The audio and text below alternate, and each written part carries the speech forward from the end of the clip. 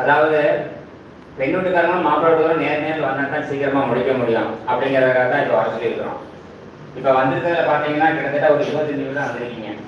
நாங்கள் கால் பண்ணி சொன்னது வந்து பார்த்தீங்கன்னா 2500 பேருக்கு சொல்லியிருக்கிறோம். நம்ம ஆஃபீஸில் வந்து ஒரு 20 பேர் வேலை பார்க்குறாங்க.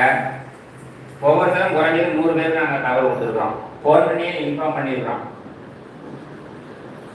ஞாயிற்றுக்கிழமை காலையில் 9 மணிக்கு வந்துடுங்க, 9 to 6 அப்படின்னு சொல்லியிருக்கிறோம். எதுக்கான பெண் வீட்டுக்காரங்களும் மாப்பிள்ளை வீட்டுக்காரங்களும் நேருக்கு நேர் பார்த்து பேசி முடிக்கணும் அப்படிங்கிறதாண்டி தான்.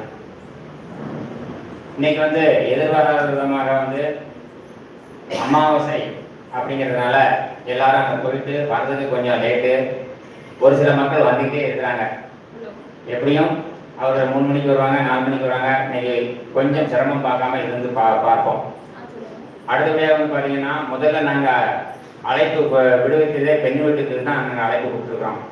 ஆனால் இப்போ பெண் வீட்டுக்காரங்க வந்து பார்த்தீங்கன்னா நீங்கள் வரல. பெண் வீட்டுக்காரங்க வரலைனாலும் எல்லா பெண் வீட்லேயும் பணம் நிறைய கட்டியிருக்கிறாங்க.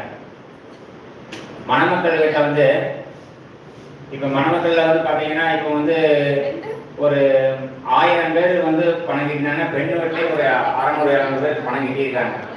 இவ்வளோ பேருக்கு நான் எப்படி முடிச்சு கொடுக்க முடியும்? நேருக்கு வந்தால் தான் முடிச்சு கொடுக்க முடியும். இல்லை நீங்கள் பேசும்போது அவங்களாவது பதில் சொல்லுவாங்க, அதுவும் கிடையாது. இப்போ நம்ம நண்பராக ஒரு பொண்ணு, எனக்கு தெரிஞ்ச பொண்ணு, ஃபோன் பண்ணி இப்போ தான் கேட்டதுக்கு என்னென்னா ஒரு டீ கடை வச்சுருக்கிற பையனுக்கு முடிஞ்சு போச்சுன்னு சொல்கிறாங்க. காரணம் என்ன அப்படின்னு கேட்டிங்கன்னா, ஒன்று கவர்மெண்ட் வேலைங்க, சென்ட்ரல் கவர்மெண்ட் வேலை.